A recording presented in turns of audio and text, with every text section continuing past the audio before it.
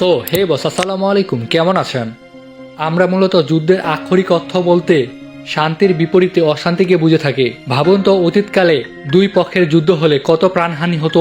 বর্তমান সময়ে আধুনিক কালে এমন কিছু যুদ্ধাস্ত্র আবিষ্কার করেছে প্রযুক্তিবিদরা, যে যুদ্ধাস্ত্র ব্যবহার করতে অনেক ক্ষেত্রে মানুষের প্রয়োজনই হয় না, সময় এবং ক্ষয়ক্ষতি উভয়টাই বেঁচে যায়।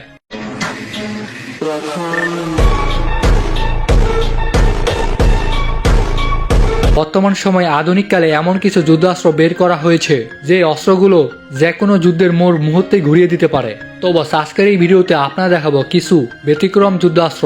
তো রিকোয়েস্ট থাকলো, চ্যানেলে যারা নতুন সাবস্ক্রাইব করে পাশের বেল আইকনে অবশ্যই ক্লিক করে রাখবেন, নাহলে কিন্তু খবর আছে boss. Anyway, just joking bro. Number 5, automute entry গান। এই ভয়ঙ্কর গানগুলো মূলত মানববিহীন, একাই চলতে সক্ষম। এই গানগুলো এতটাই ভয়ঙ্কর যে মার্কিন যুক্তরাষ্ট্র, ইসরায়েল এবং চায়না তাদের সীমান্ত রক্ষার জন্য ব্যবহার করে থাকে। এটি ভয়ঙ্কর হওয়ার মূল কারণ হচ্ছে সেন্সর এবং ক্যামেরা দিয়ে অত্যাধিক শক্তিশালী হামলা চালাতে পারে স্বয়ংক্রিয়ভাবে। ভাবুন তো, বাংকারের উপরে এই ধরনের অস্ত্র যদি সাজিয়ে রাখা হয়, তাহলে বাংকার কতটা নিরাপদ থাকে।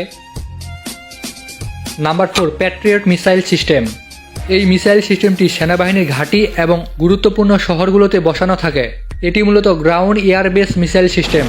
এটাকে একটা দেশের স্থানীয় রক্ষাকর্তা হিসেবে বিবেচনা করা হয়, কেননা শত্রুর যে কোনো স্থানে আঘাত হানা, বিমান, ড্রোন এবং ক্ষেপণাস্ত্রকে মুহূর্তের মধ্যেই মানবহীনভাবে ধ্বংস করে ফেলা।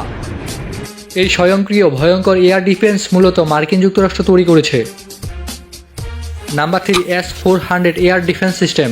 যেমনটা আপনারা জানেন, এটি হচ্ছে রাশিয়ার সবচেয়ে শক্তিশালী এয়ার ডিফেন্স সিস্টেম এবং এটি পৃথিবীব্যাপী জনপ্রিয়। তবে অবাক করা বিষয়টি হচ্ছে, এটি মাত্র 1 সেকেন্ডে শত্রুর মিসাইল, ক্ষেপণাস্ত্র এবং ড্রোন ধ্বংস করতে পারে। এমনকি কয়েক হাজার মাইল দূর থেকে লক্ষ্য ট্র্যাক করতে পারে।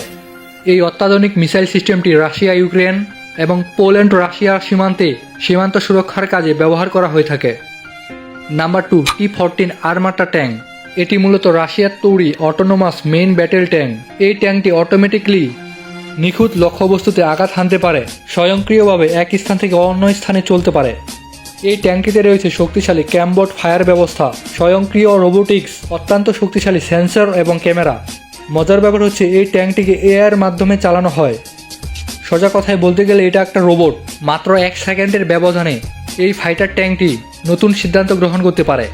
রাশিয়া ইউক্রেন যুদ্ধে এই ট্যাঙ্কটি দিয়ে অনেক সফলতা অর্জন করেছে রাশিয়া।